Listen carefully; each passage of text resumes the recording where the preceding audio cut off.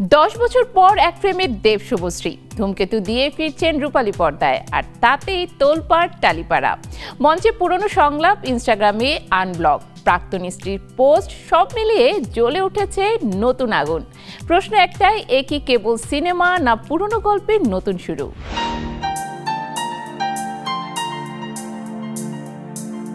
দীর্ঘ 10 বছর পর আবারও এক ফ্রেমে ফিরলেন টলিউডের আলোচিত জুটি দেব ও শুভশ্রী গাঙ্গুলি। বহু প্রতীক্ষিত সিনেমা ধূমকেতু দিয়ে তাদের পর্দায় ফেরা, কিন্তু পর্দার বাইরেও যেন ফের উত্তাপ ছড়াচ্ছে প্রাক্তন প্রেমের গল্প। ধূমকেতু ট্রেলার উন্মোচন অনুষ্ঠানে দর্শক উচ্ছ্বসিত, ভক্তরা আবেগে ভাসছেন, আর এক মঞ্চে দেব শুভশ্রীর হঠাৎ মিলনে যেন সময় থেমে গিয়েছিল কয়েক মুহূর্তের জন্য।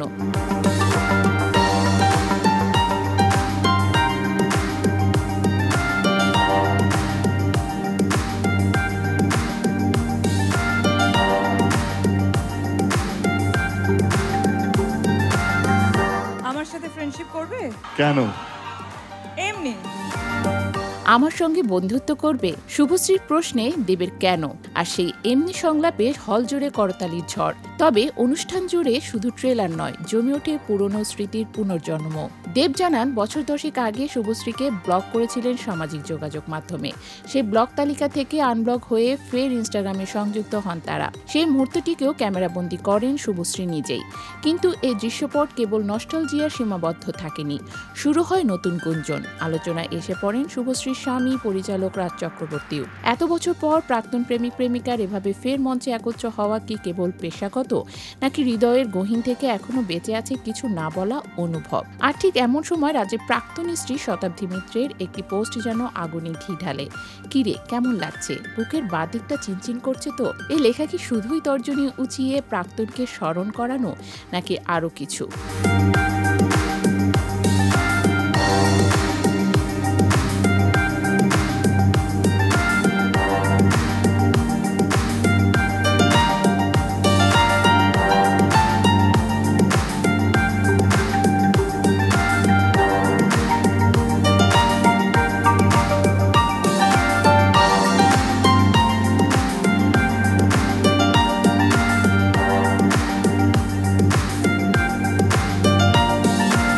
রাজ নিজেও থেমে থাকেননি।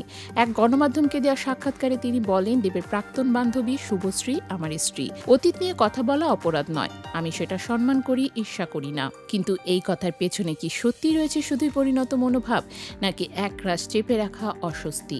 চ্যালেঞ্জ থেকে শুরু, পরাণ যায় জলিয়ারে হয়ে ধূমকেতু, দেব শুভশ্রীর রিল থেকে রিয়েল প্রেম, তারপর বিচ্ছেদ, আবারও সিনেমায় মিলন। সময় বদলেছে, সম্পর্কের সংজ্ঞাও বদলেছে, কিন্তু ভক্তদের কাছে এই জুটির আবেদন আজও অমলিন।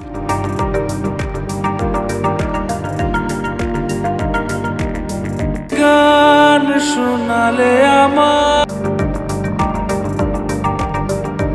14 আগস্ট মুক্তি পাচ্ছে ধূমকেতু। তবে এই সিনেমা শুধু আরেকটি চলচ্চিত্র নয়, এটা যেন এক যুগান্তকারী অধ্যায়ের নতুন পাতা। প্রশ্ন একটাই, সিনেমা হিট হবে তো বটে, কিন্তু দেব শুভশ্রীর পুরনো গল্প কি এখানেই শেষ, নাকি শুরু হলো আরেক চ্যালেঞ্জ?